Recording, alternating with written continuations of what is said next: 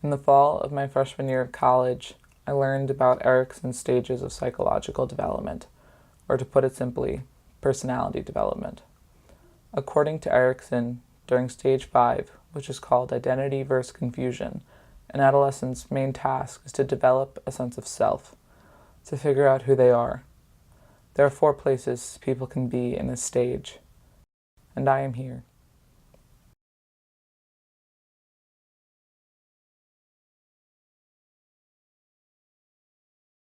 Every time I fill out a form, a survey, a job application, I always pause at the same question. Every time I put down a different answer because I don't know the correct answer. I really don't know. Homosexuality has always existed in nature in a large number of species. Pigeons, lizards, hyenas, seagulls, dragonflies, and countless others. For geese, homosexuality is an evolutionary advantage, since it allows males to fertilize solitary females while continuing with their same-sex partners. But humankind is not made up of only heteros and homos. The different gender identities include male, female, transgender, intersex, and agender. In terms of sexual identities, the most common ones are straight, gay, lesbian, and bisexual. But there are also pansexual, asexual, questioning, and many more that I am unaware of. So, how do I know what I am? Where do I even start?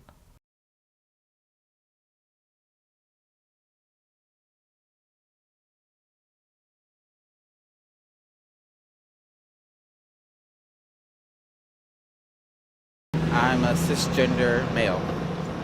Question mark woman and bisexual. I am a trans man and I am gay. My sexuality is very questionable. I think I'm bisexual, but I don't know. I'm a pansexual female. I am male and my sexual identity is straight. Yeah, straight. I'm a female and identify as a heterosexual.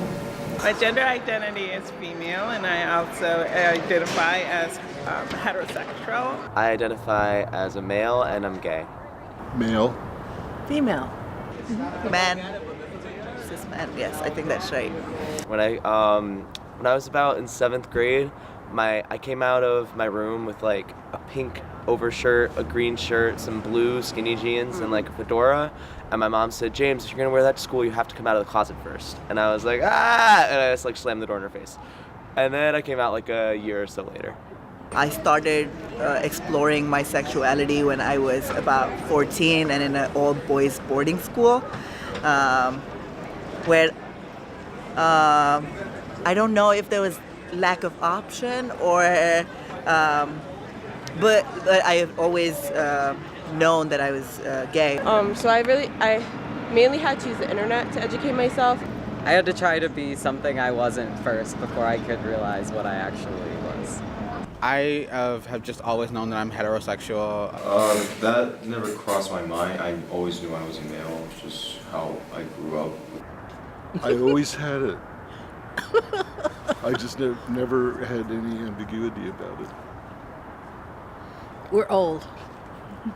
So when talking about sexual identity or sexual orientation, the current thinking in the scientific community is that it's on a continuum. So oftentimes people look at it as if it's either you're exclusively homosexual behavior, so only behavior with members of the same sex, or it's exclusively heterosexual behavior, so only sexual behavior or intimacy with members of the cross-sex. However, what we know is this is on a continuum. Those are really ends of the continuum. And in between, what we have is a full array of possibilities where there could be mostly heterosexual behavior and just some homosexual behavior. The flip is also possible, so mostly homosexual behavior, but some heterosexual behavior. And then there's everything in between. It could be approximately equal amount of behavior, sexual behavior with those two different sexes. So it really is on this continuum. And importantly in that, people who tend toward one end might be called heterosexual or straight. On the other end, they may be called gay or lesbian or homosexual. In the middle, they may identify as bisexual.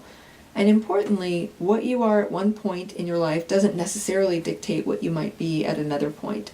So for some people, not all, but for some people, there is some fluidity to your sexual identity. And depending on your point in life or the relationship partner that you are in a relationship with, it can change who you are engaging in sexual behavior with. That's true oftentimes more for women than for men, with more fluidity to sexual identity and sexual orientation, but it is possible for both men and women.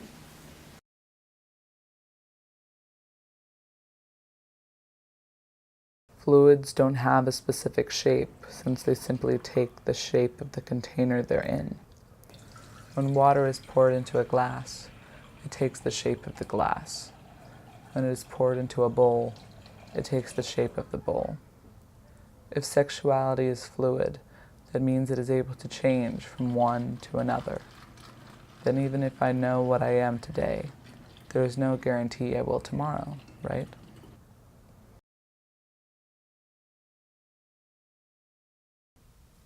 I think gender and sexual identities are like colors. There are just too many of them: primary, secondary, and tertiary. Each color comes in various shades. They can also be mixed together in different ratios.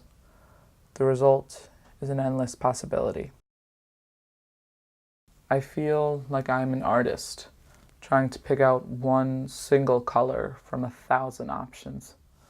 It is a difficult task, but I know I am not swimming against the current, nor am I swimming alone.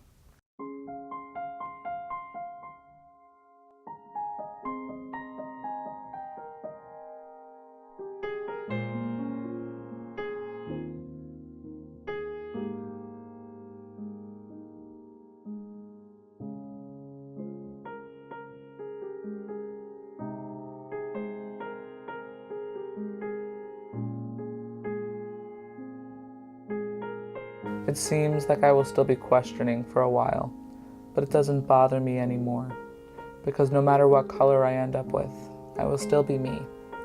My gender and sexual identities will not change my nature. Ultimately, we are all humans, aren't we?